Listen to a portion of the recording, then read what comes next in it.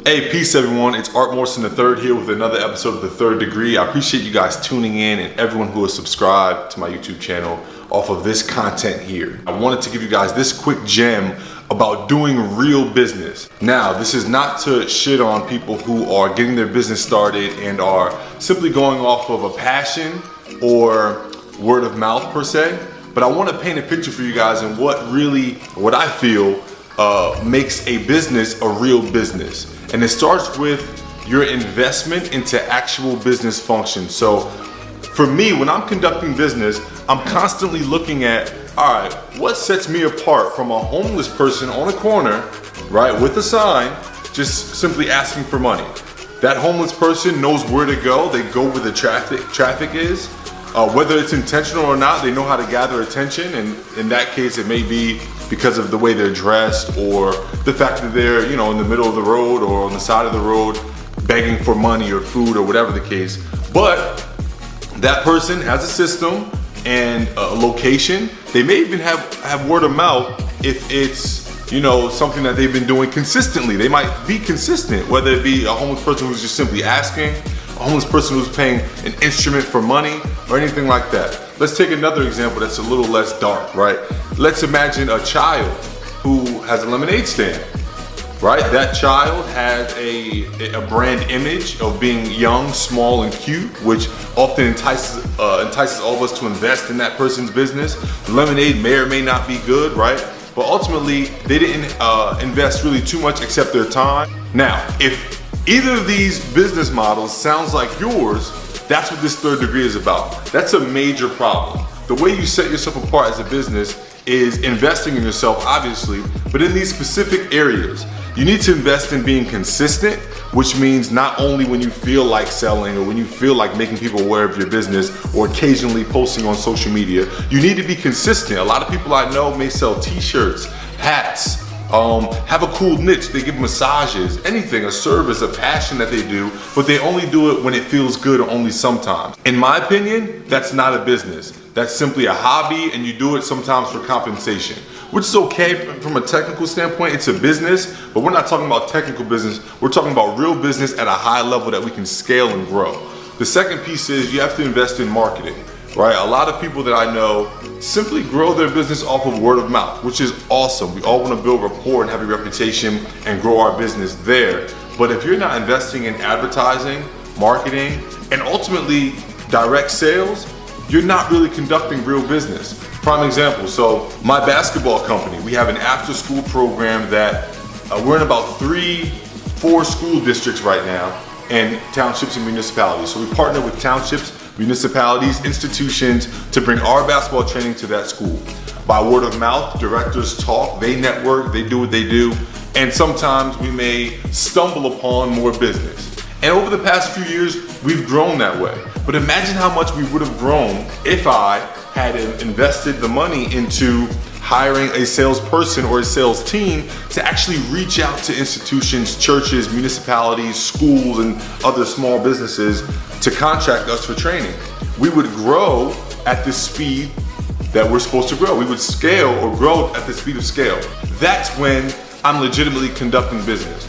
Me as a tall black man in America who has played professional basketball is gonna grow a basketball training business off of word of mouth and just saying, hey, I do this and asking for money. I don't need a website.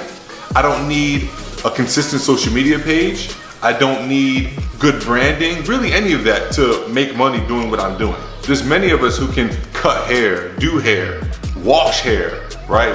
There's so many things that you can do on this planet as a service for business or for compensation. But what sets you apart from a bum on the street simply asking for money or playing an instrument for change in a bucket, or a 5-year-old selling lemonade, sugar water on their street and making up to $100 in a day for selling lemonade, what is setting you apart from them? Those are two prime examples of that anyone can conduct business, which I'm a fan of. I feel like anyone can do business. Everyone should have or tap into their entrepreneur. That's what I'm an advocate of. But for all of you out there who are calling yourselves entrepreneurs like myself, we have to take it up another level to where we're doing more than just word of mouth, posting occasionally on social media, and basically hoping and praying that money comes in and we're compensated well for our services. Let's begin to invest in advertising, understanding the ROI that, hey, if I put money out for more people to see my business and I do what's necessary to make my business attractive, effective, and valuable, that money's gonna double down. I'm gonna make my money back in advertising. Same thing goes for marketing. Let's invest in subscriptions to build an email list so that I don't just have a raw following on Instagram that I can't necessarily manipulate or make direct sales to, right? Let's invest in a website. Let's invest in a logo so that my business logo isn't just my face, right? These are all things that require an investment, obviously, but they also require planning, strategy, right? They require a lot more brain power than just standing on the corner selling waters or things of that nature that some of you may do, which is cool. You're getting started. You might have dreams of owning a corner store, but right now you stand on the corner and you sell candy. That's okay, right? Churches collect donations the same way homeless people collect donations, but the major difference is that hopefully, if it's a good church, they are very intentional in how they are attracting people. They're intentional of giving a good gospel or message, or if it's a synagogue or whatever. My point is, though, they grow an audience, they're organized, they have an infrastructure of personnel, right? So that's the difference between American Red Cross, YMCA, churches versus just a homeless person who is trying to make money for their next meal. You may work a 9 to 5 and you're just doing business on the side as a hobby. You still aren't maximizing that business if you're only investing your time and your passion into it. Which, don't get me wrong, a lot of people invest money, they invest a whole lot of resources, but never find their passion or never properly allocate their time. So you're ahead of a lot of people if you're allocating your time and your passion.